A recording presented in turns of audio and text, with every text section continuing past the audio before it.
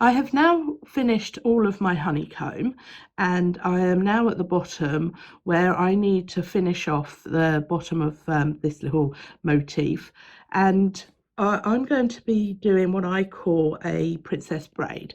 I have to admit to you I am not entirely sure where the name came from, but I'm sure some of you will know it as a different name, but that's what I've always known it as.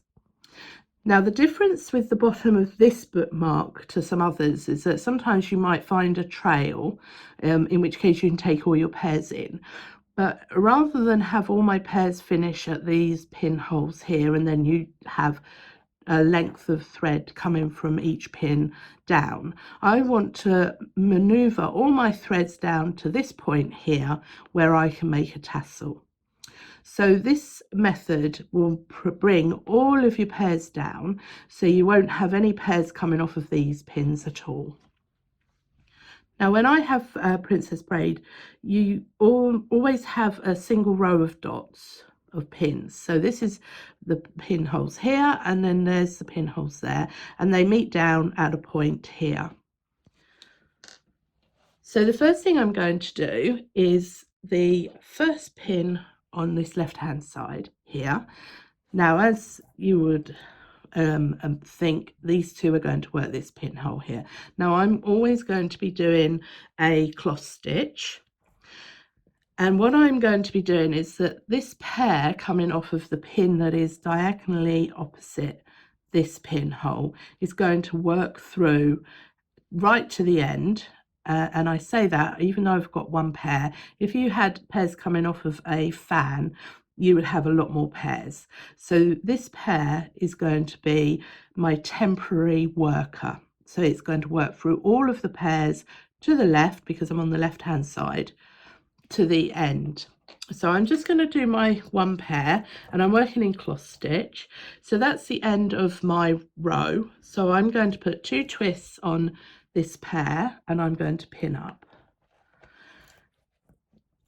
Now, I've only got the one pair at the moment, but if you had 3 or 4 or more or less, I always take this pair that is my temporary worker back through 2 pairs. I can't do that at the moment because I only have the one, so I'm just going to close that pin. No twists, nothing, it just sits there with the cloth stitch on it. So my next pin in my row of pinholes is this one here. So again, I'm going to be taking the pair that is coming off of the pinhole that is diagonally opposite. So this is the purple pair coming from this pair. So I'm going to cloth stitch through all of my pairs to the left, and then so this purple pair is now my temporary worker. So each pin you'll get a new worker. So I'm going to cloth stitch through, 2 twists, and pin up. And I have got a pinhole there somewhere. Oop. There we go. So because I'm working in quite thick thread, I'm going to just give everything a tension, and I would tension more than regularly in this bit because you don't want to have any stray loops. So I've pinned up with my temporary worker, and I'm now going to go back through 2 pairs because I have 2 pairs, but even if I had more pairs, I would still only go back through my 2. So that's my second pin done. Now my third pin is this one, the pair that is diagonally opposite. I'm not sure if that's actually a correct way of saying it, but you can see this is the pin that is opposite this pin, and it has my orange on it. So I'm going to use my orange as my temporary worker, cloth stitch through all of the pairs to the end. So I'm on the left, so all my pairs are going to the left. I'm going to pin up, and can you see here, this does tend to get a little bit busy now because we've got more pairs in it. So now I'm going to make sure that I've tensioned that up, pulled all my stray loops. You don't have to do it hard, but just enough to pull all the loops down. And I'm now going to close my pin by going through 2 pairs. So there's my 2 pairs. So what's happening is that by going through 2 pairs, so the blue was my first one and that became one of my 2 pairs. The purple was my second pair to enter, and it is being pushed to one side. They're all going to be pushed over. So and that means then that when if this gets too bulky, too thick, you can then throw pairs out. I'll show you how to do that in a minute, but I'm going to do this pin now, and the pair opposite is my green pair, so it's going to go through all of my pairs to the end in cross stitch. There's no point in doing cross stitch and twist or making it fancy, because they are so bunched up that you're not necessarily going to see the pattern. So I've twisted twice and I'm just tensioning everything up, and then I'm just going to close my pin and go through. So that was my first pair, and this blue one is my second pair. So my purple and my pink and blue always stay on the outside now. And now I have, you can see this purple pair has been moved across, then by the orange, and now by the green. Now I haven't got enough pairs in this trail to need to throw any out, but if you've had 2 or 3 pairs right from the start from a fan, you might start thinking this is getting a little bit too thick. Now if you are, then you can throw pairs out in this point, and I would do it from this area here, the middle of this trail, because that's what we're making. We're making a little cross stitch trail here.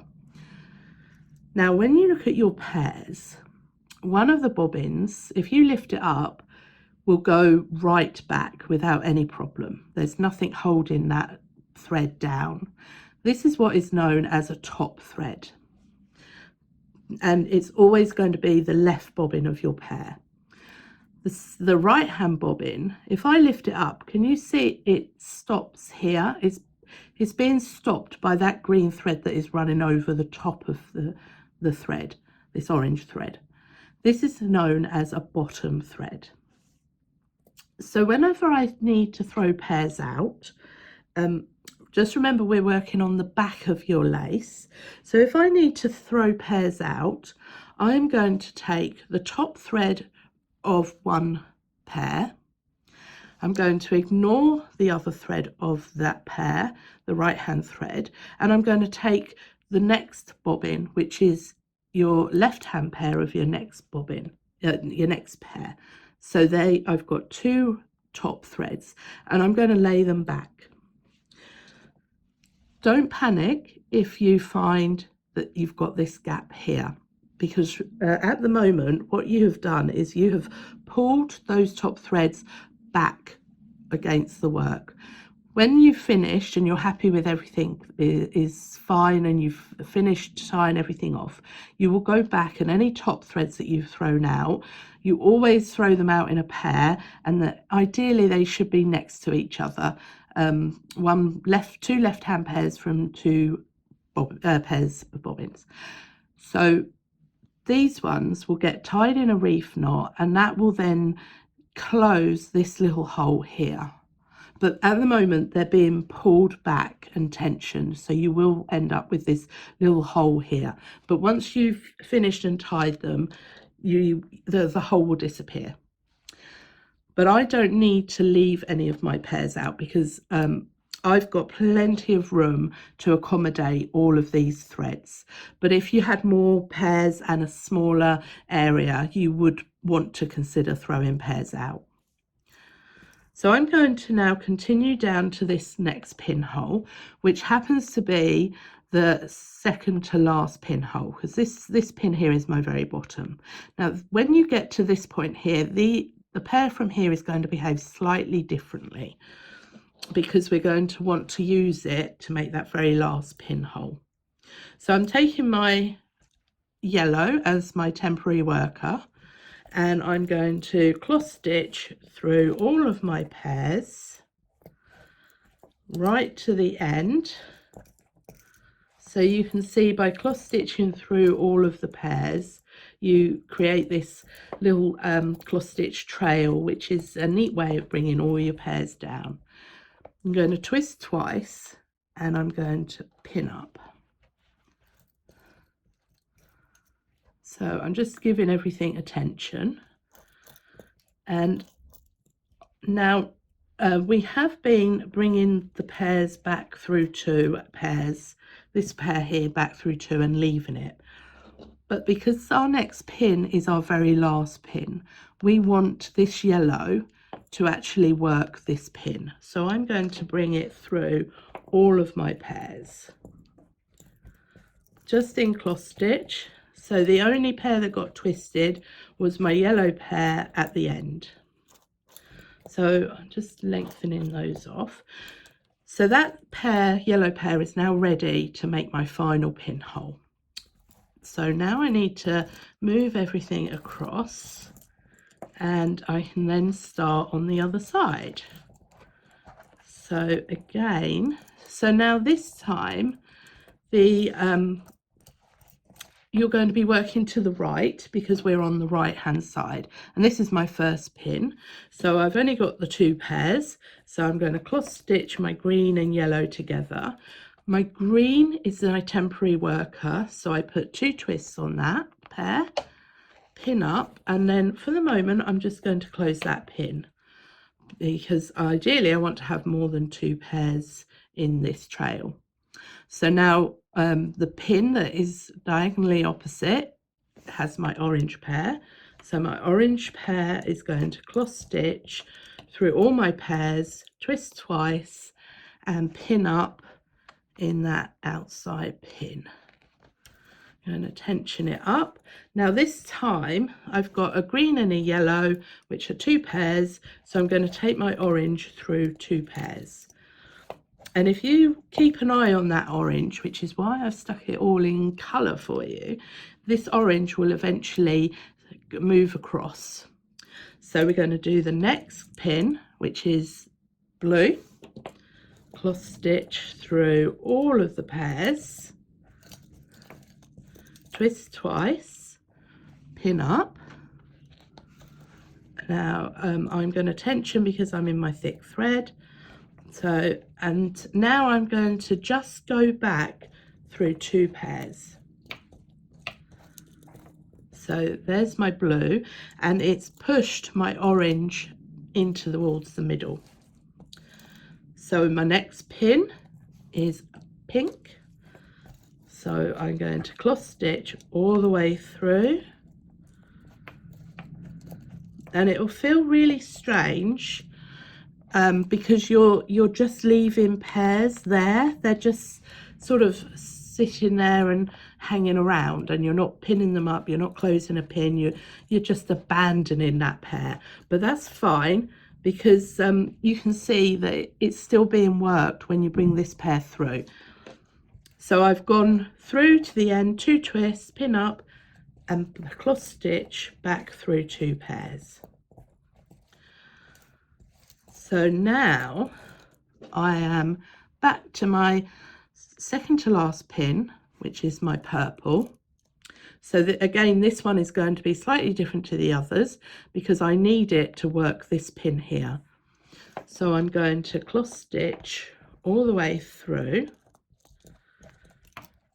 And I've made this a very small motif, so I could show you quite quickly. Now with bookmarks, you'll probably have 20 odd pairs. So this is going to be a lot thicker, and you'll also be doing it in very finer thread and with the pins close together. So this will get quite bulky and you won't have the space that I have, but I wanted this space so that I could show you and you could see what exactly was going on.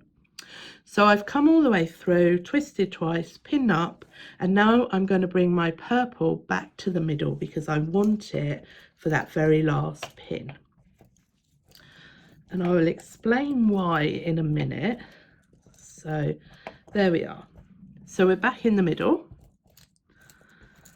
and I've got a yellow from the left hand side and purple from this side. Now the reason I bring this pair back through is that by using the pair that has gone around this pin, it means that I've got something to pull against to help tension up. So if you were to use this one, it would come across, but it's not been around the pin, so there's nothing for it to pull against. So that's the reason why I would use the two pairs that came from the last two pins. So I'm now ready to do my final pin. So I'm going to cross stitch them together, pin up, and close that with a cross stitch.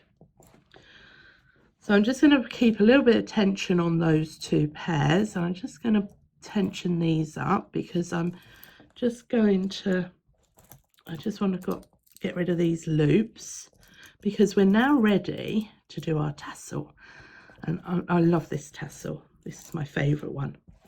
Okay, so we've got our last pin, and we've got yellow and purple to make our tassels, which also happen to be the two pairs that we started with. So I'm going to lengthen them considerably, because then I can see exactly which pairs are making my tassel, and if I drop them, they will look completely different to my passives. So these are my passives, and I'm going to bunch them up, and I'm going to take my yellow threads under and over, my purple threads under and over, and they are going to meet back in the middle. And I'm now just literally going to twist, so right over left. I'm then going to do exactly the same, under and over, under and over, and then twist. Now I'm going to tension this up now, because when I did it previously, the purple didn't behave. Now this is where you kind of need to be an octopus, because you've got to tension these ones up and also tension these ones up. So you definitely need another pair of arms or hands. Okay, so I'm happy that that's tensioned up, so I can start winding again. So under and over, twist in the middle, under and over, under and over.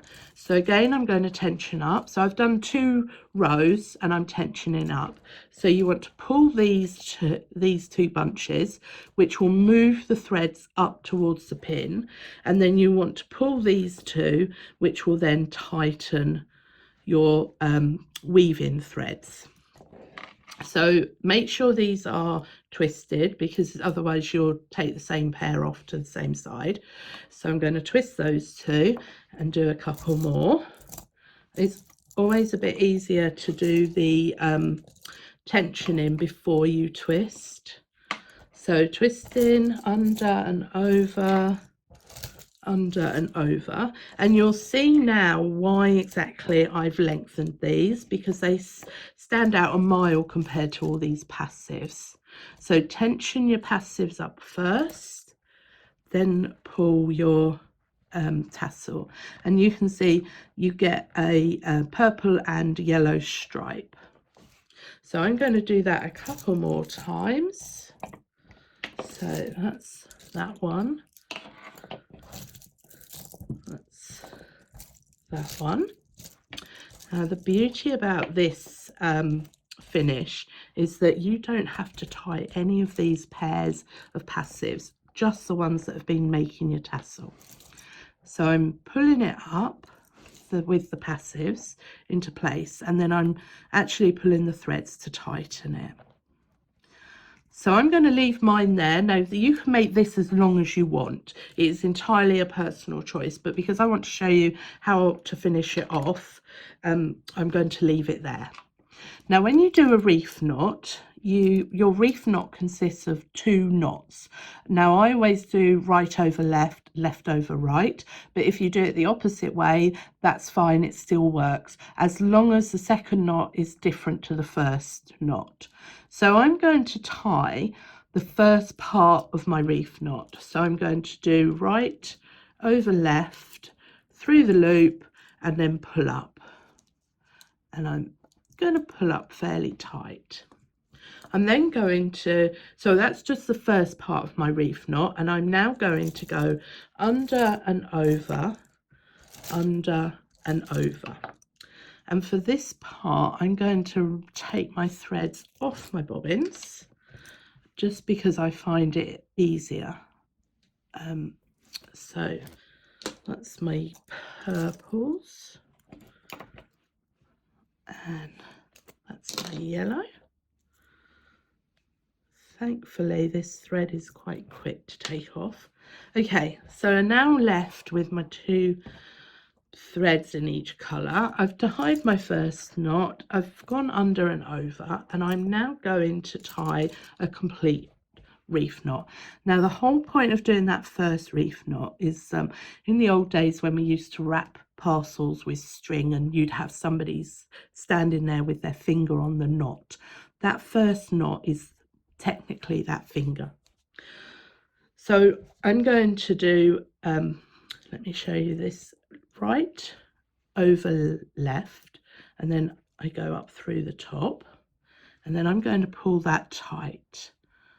Okay, so now I'm done right over left, so I now want to take my left thread over the top of my right, up through my loop. Okay, now this is the other part where you kind of need to have two pairs of hands. I'm going to tension and tighten that one, and then I'm going to ease that down a bit. Then I'm going to tension it a second time, ease it down a bit more, keep tensioning it until you're really close, and then you can just tighten it. And that will mean that your knot will be as tight as it possibly can. If you just go straight in and pull it straight down, that first knot with all the pulling and tugging, that first knot will loosen. So you want to do it slowly and bit by bit, and that will ensure that your knots are lovely and tight. So this is my tassel finished, and all I have to do now, I would strongly recommend taking all of your threads off their bobbins. Don't trim until you have decided the exact length of your tassel, because you can trim it, but you can't put the trimmings back on.